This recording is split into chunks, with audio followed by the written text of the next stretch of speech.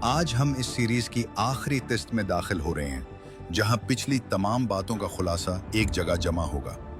آج کی اس فائنل قسط میں وہ تمام کڑیاں جڑ جائیں گی جو اب تک الگ الگ تھیں۔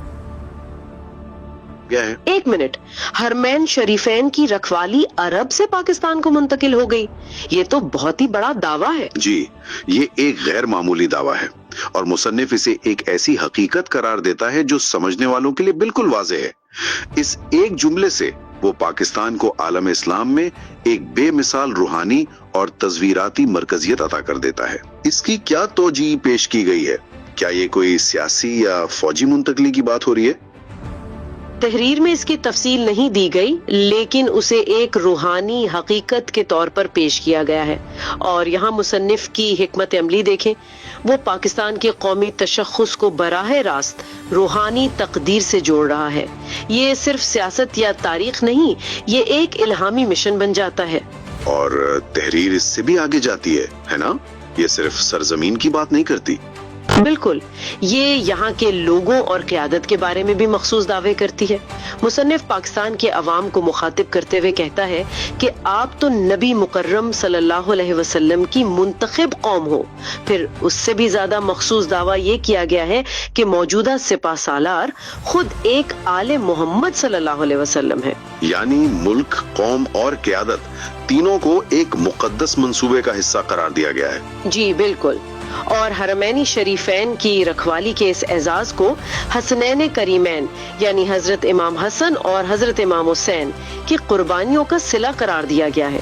اچھا، تو اس طرح پاکستان کے موجودہ کردار کو تاریخ اسلام کے سب سے اہم واقعات شخصیات سے براہ راست جوڑ دیا گیا ہے۔ جی، یہ ایک ایسا تعلق ہے جو اس سرزمین اور اس کی قیادت کو ایک مقدس مشن کا وارث بناتا ہے۔ یہ بیانیہ سننے والے کے لیے ایک بہت ہی پرکشش تصویر پیش کرتا ہے کہ وہ ایک عظیم تاریخی اور روحانی ورثے کا حصہ ہیں۔ آخر میں مصنف اس فہم اور آگاہی کا موازنہ ان لوگوں سے کرتا ہے جو اس حقیقت سے ناواقف ہیں۔ اس کے لیے سورۃ یوسف کی آیت کا حوالہ ہے، وَلَٰكِنَّ أَكْثَرَ النَّاسِ لَا يَعْلَمُونَ، لیکن اکثر لوگ نہیں جانتے۔ جی، یہ آیت اس بیانیے میں ایک حد فاصل قائم کرتی ہے۔ اس سے ایک اندرونی گروہ اور ایک بیرونی گروہ تشکیل دیا جاتا ہے۔ ایک طرف وہ لوگ ہیں جو ان رازوں کو سمجھتے ہیں اور دوسری طرف وہ اکثر لوگ ہیں جو یا تو اس حقیقت سے بے خبر ہیں یا جنہیں مصنف کے بقول فتنہ ابلیسیت کے پیروکار گمراہ کر رہے ہیں۔ یعنی ایک خاص قسم کا اندرونی شعور اور اتحاد پیدا کرتا ہے جو اس نظریے پر یقین رکھنے والوں کو مضبوطی سے جوڑتا ہے۔ بالکل۔ تو اگر ہم اس سب کا خلاصہ کریں تو جو مواد ہم نے دیکھا وہ ایک جاری اسلامی نشاط ثانیہ کا ایک جامع تصور پیش کرتا ہے جس کا مرکز پاکستان ہے۔ یہ بیانیہ قیام پاکستان سے پہلے کی تاریخ، مخصوص قرآنی تشریحات، فطرت کی مثالوں اور قوم کے لیے ایک الہی تقدیر پر یقین پر مبنی ہے۔ بالکل، اور یہ بیانیہ اس تحریک کو اندرونی مخالفین کے خلاف بھی کھڑا کرتا ہے۔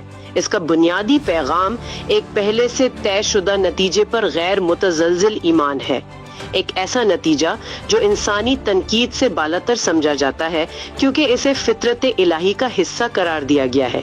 یہ ایک خود کفیل اور خود کو درست ثابت کرنے والا نظریاتی نظام ہے۔ اس پوری تحریر میں موجودہ دور کو سمجھنے کے لیے ایام کے چکر کو سمجھنے پر بار بار زور دیا گیا ہے۔ یہ ایک سوال چھوڑ جاتا ہے جس پر غور کیا جا سکتا ہے کہ مختلف نظریاتی نظام کس طرح وقت اور تاریخ کی تشریحات کا استعمال کرتے ہوئے دنیا میں اپنی جگہ کا تعین کرتے ہیں اور اپنے مستقبل کی راہیں متعین کرتے ہیں۔